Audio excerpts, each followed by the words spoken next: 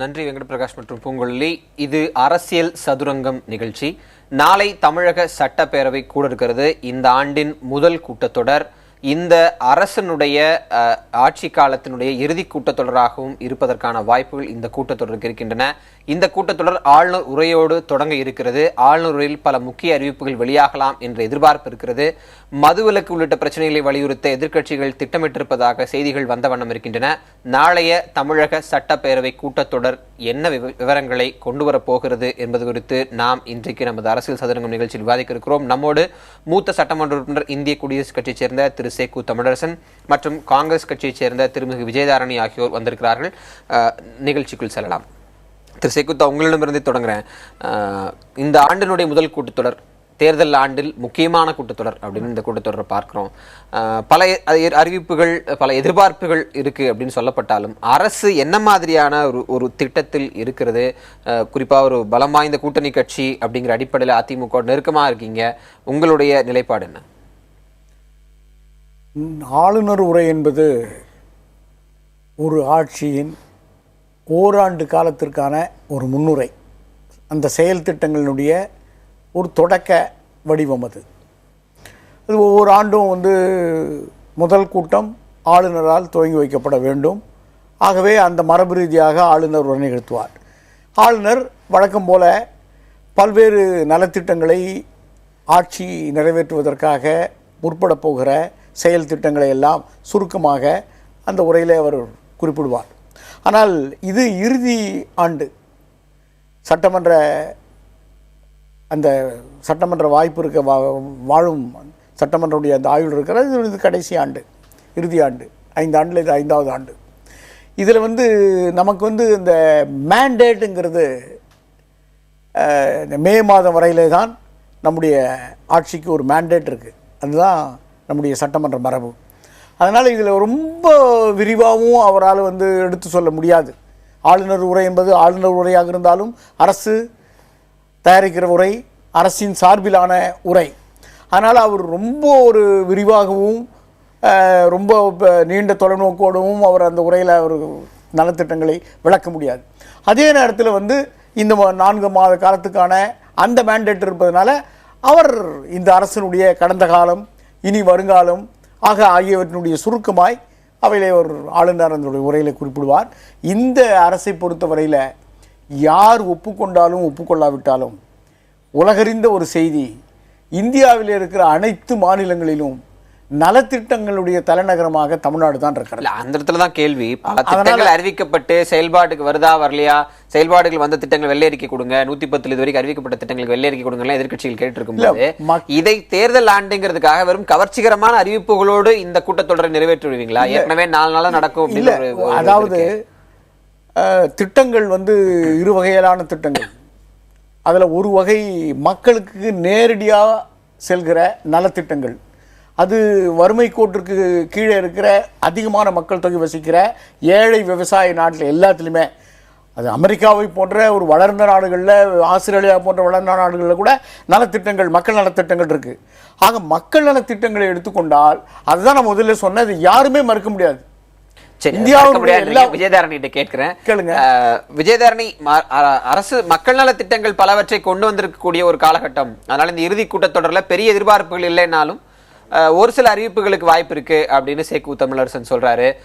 அப்படி மக்கள் நலத்திட்டங்கள் நிறைவேற்றப்பட்டிருக்கும் அடிப்படையில் எதிர்கட்சிகள் எப்படி செயல்பாட்டை வடிவமைக்க போறீங்க? எதிர்கட்சியாக உங்கள் எதிர்பார்ப்பு இந்த கூட்டத்தொடர் நோக்கி என்னவா இருக்கு?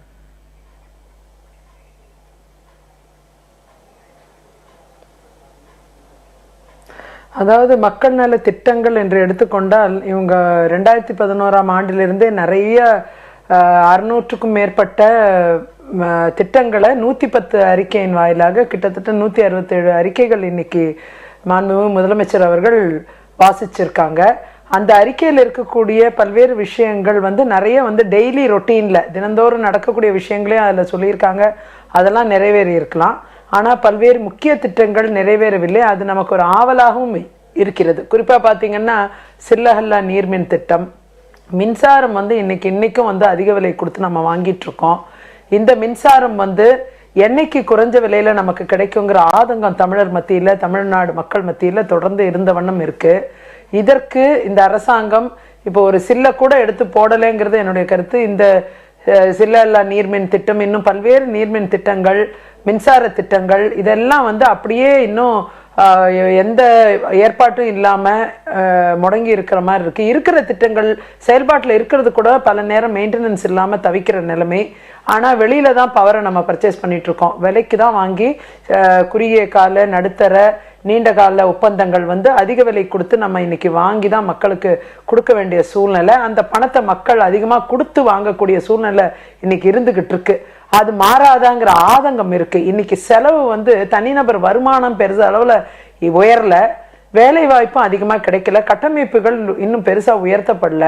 ஆனா அதே நேரம் பாத்தீங்கன்னா இந்த செலவினம் என்று பார்த்தால் இன்னைக்கு விலைவாசி பொதுவான பிரச்சனைகளை தாண்டி வரிகளும் அதிகமா இருக்கு. அதே போல இந்த மின்சாரம், பால், இதுக்கு எல்லாத்துக்கும் ஏதாவது ஒரு தீர்வு காணப்படாத சாமானிய மனிதனுக்கு பதில் கிடைச்சா தானே அடுத்தது என்ன யோசிக்க வரலாம். பிரச்சனைகள்ல அந்த பிரச்சனைகள் இதுவரையில இந்தியாவில் இல்லை கடந்த கால 69 ஆண்டு கால அனைத்து மாநிலங்களில் பிரச்சனைகள் இல்லாத மாநிலமோ மத்திய அரசோ இருந்திருக்கா? அது வேற. நான் கேட்குற கேள்வி என்னென்னா, இப்போ மின்சாரத்தை பற்றி திருமதி விஜயதாரணி குறிப்பிட்றாங்க.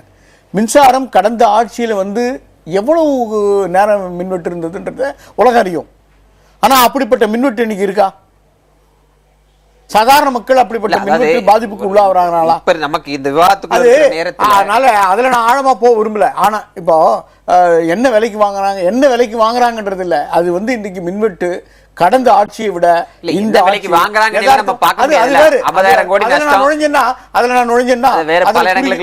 குறுகிய கால வேலை இருக்கு, மின்சார வாரியத்துக்கு மின்சார வாரியத்துக்கு 50,000 கோடி இழப்பு இருக்குன்னு. ஆமா, கடந்த 5 ஆண்டு காலத்துல ஆட்சியில மட்டும் திமுக ஆட்சியில 25,000 கோடி அதிகரிச்சது கடன். அதுதான் இங்க பிரச்சனை என்னன்னா, 25,000 கோடி 5 ஆண்டு காலத்துல மட்டும் 55 ஆண்டு கால மின்சார வாரியத்துல நூற்றாண்டு காலத்துக்கு திமுக அரசு மேல எதிர்பார்ப்புகள் இருக்குல்ல. நான் கேட்கிற கேள்வி, அதிமுக அரசு எதிர்பார்ப்புகளுக்கு திமுக செயல்பாடு 1,87,00,000 குடும்ப அட்டைகளுக்கும் ஒரு மாதமோ 20 கிலோ அரிசி தர்ற அந்த பகிர்வு, மக்கள் பகிர்வு இருக்க இந்தியாவில் எந்த மாநிலத்திலும் அது வந்து ஒரு சாதனை. டிடிஎஸ்க்கு ஏடிஎம்கே மட்டும் நீங்க பொறுப்பெடுக்க முடியாது. இல்ல காலகாலமாக இருந்த பல ஆட்சிகளிலும் நான் என்ன சொல்ல வரேன், பிடிஎஸ் இருக்கு, நான் இல்லைன்னு சொல்லல. கம்யூனிஸ்ட் மாநிலங்களில் கூட வந்து தனியாருக்கு வந்து பிடிஎஸ் இருக்கு, தனியாருக்கு தரப்பட்டிருக்கு ஒப்பந்த அடிப்படையில். ஆனால் ஒரு அரசாங்கமே கூட்டுறவுத்துறையின் அடிப்படையில் இப்படி நலத்திட்டங்களை அதே போல இடைவேளைக்கு பிறகு பேசுவோம். இடைவேளைக்கு பிறகு விஷயத்துக்குள்ள வரலாம்.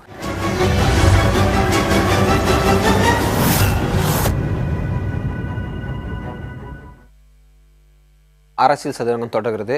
விஜயதாரணி, ரொம்ப சுருக்கமா உங்களிடம் இந்த பதில நான் எதிர்பார்க்கிறேன். வரக்கூடிய நாளைய சட்டப்பேரவை கூட்டத்தொடரில் காங்கிரஸ் கட்சி பிரதான பிரச்சனைகளாக எழுப்ப திட்டமிட்டிருக்கக்கூடிய பிரச்சனைகள் என்னென்ன?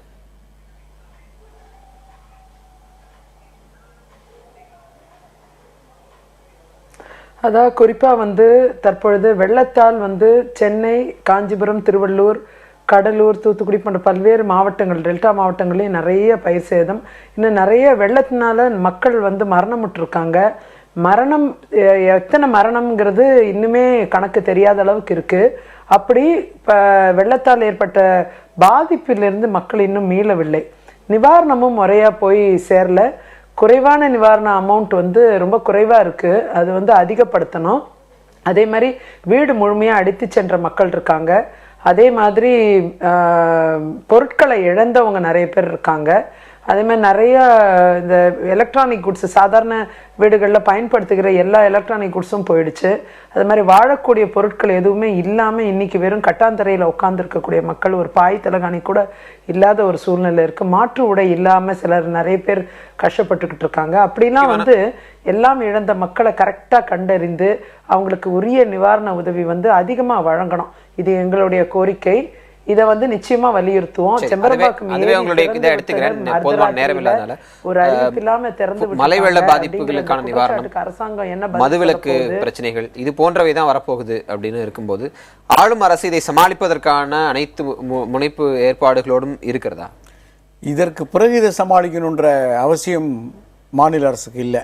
ஏன்னா ஏற்கனவே இந்த இயற்கை பேரிடரை வெற்றிகரமாக நம்முடைய மாநில அரசு, முதலமைச்சர் அம்மாவுடைய தலைமையிலான இந்த அரசு மற்றவர்களுடைய பாராட்டு கிடைக்கிற வகையில் சமாளிச்சிருக்கு. மத்திய அரசு பாராட்டியிருக்கு, பிற மாநிலங்கள்லாம் பாராட்டியிருக்கு, பொதுவான சமூக ஆர்வலர்கள்லாம் கூட பாராட்டியிருக்காங்க. அதாவது 14 லட்சம் பேருக்கு வந்து அவங்க வங்கி கணக்கே நேரடியாக இதுவரைக்கும் மாநில அரசினுடைய வரலாறுலேயே இல்லாத வகையில் ஒரு மகத்தான சாதனை. அதாவது அரசாங்கமே ஒப்புக்கிட்டு இருக்கு. திருப்பதி விஜயதாரணியோ மற்றவங்களும் சொல்லணும்னு அவசியம் இல்லை. அரசாங்கமே இது பேரிடர், பேரிழப்பு, அந்த இழப்பை வந்து ஒரு அரசாங்கம் கூட முழுமையாக நிவாரணம் தர முடியாத அளவிற்கு நம்முடைய நிதி நிலைமை, அதுவும் 5வது ஆண்டு இறுதியில் நம்முடைய ஆட்சி இருக்குது. இன்னொரு நிதிநிலை அறிக்கையை தயாரிப்பதற்கான, இன்னொரு நிதிநிலையை சமர்ப்பிப்பதற்கான வாய்ப்பு நம்முடைய அரசாங்கத்துக்கு கிடையாது. ஒரு நிதியாண்டினுடைய இறுதி காலத்தில் இவ்வளவு பெரிய ஒரு பிரச்சனையை எந்த விதமான இதுவும் இல்லாமல், சிக்கலும் இல்லாமல் கையாண்டு இந்த நிவாரணங்களை மேற்கொண்டிருப்பதே இந்த அரசனுடைய மிகப்பெரிய சாதனை.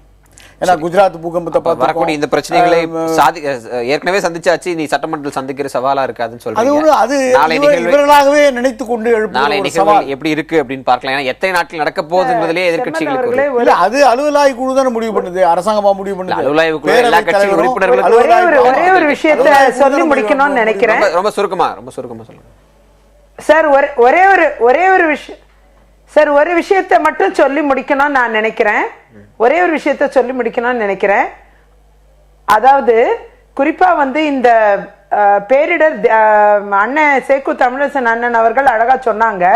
தேசிய பேரிடர் அப்படிங்கிறது தான் என்னுடைய கருத்து. சாதாரண பேரிடர் கூட இல்ல, தேசிய அளவுல நடந்த ரொம்ப பெரிய பேரிடரா இருக்கு. இயற்கை சீற்றத்தெல்லாம் தாண்டி போயிடுச்சு.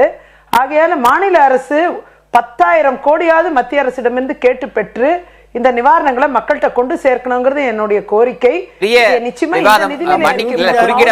ரொம்ப பெரிய விவாதம், போதுமான நேரம் இல்லாதனால ஒரு நம்பிக்கையோட நாங்க இந்த கூட்டத்தொடரையும் சந்திக்கிறோம். ரொம்ப நன்றி. ரொம்ப சுருக்கமான நேரத்தில் நிறைய விஷயங்களை பகிர்ந்து கொண்ட திரு சேக்கு தமிழரசன் மற்றும் விஜயதாரணி ஆகியோருக்கு நன்றி.